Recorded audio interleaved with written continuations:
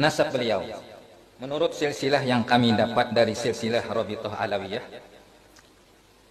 ini Maulana Syekh Arsyad Al-Badjari dari Sadah, dari keturunan, dari zuriat Nabi kita Sallallahu Alaihi Wasallam. Itu yang pertama.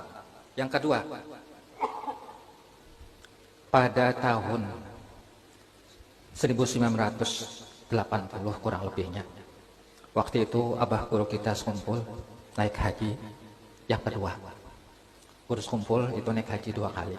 Pertama pada waktu beliau masih bujang. Yang kedua beliau sudah kawin, itu tepatnya pada 1980, dan pada tahun itu, pada masa itu ulun berada di Mekah.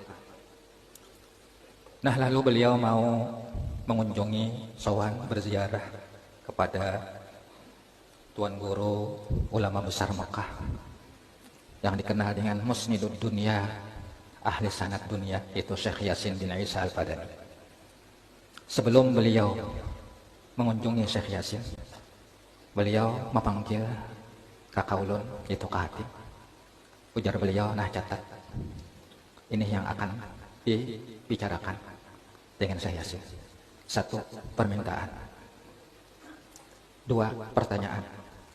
Yang ketiga, meminta doa.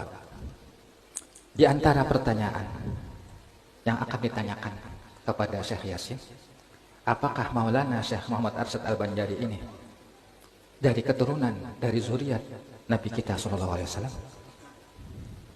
Ringkasnya, setelah menghadap Syekh Yasin, maka ditanyakanlah ini. Dan secara kebetulan pada waktu itu Syekh Yasin sedang menulis silsilah Syekh Khalil Bangkalan. Ternyata Syekh Khalil Bangkalan itu dari zuriat Nabi kita Sallallahu Alaihi Wasallam.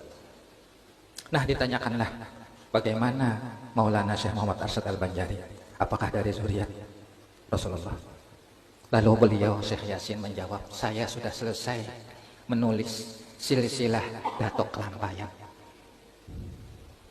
Cuma karena sudah lama, saya sudah lupa di mana menaruhnya.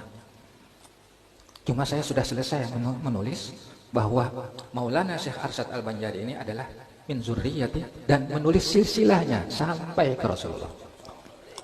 Jadi kalau kita boleh meyakinkan Maulana Syekh Arsyad Al-Badjari itu hanya cukup dengan Syekh Yasin tadi. Ini sudah ulama mu'tabar, ulama yang tidak diragukan, sampai punya dapat gelaran Musnidud Dunia, ahli sanad dunia. Kenapa digelar ahli sanad dunia? Karena pada waktu hidupnya beliau, Syekh Yasin, di mana juga pun orang yang punya sanad, ijazah, ilmu hadis di belahan dunia, semuanya didatangin beliau, diambil. Sehingga ilmu-ilmu sanad, hadis di belahan dunia itu terkumpul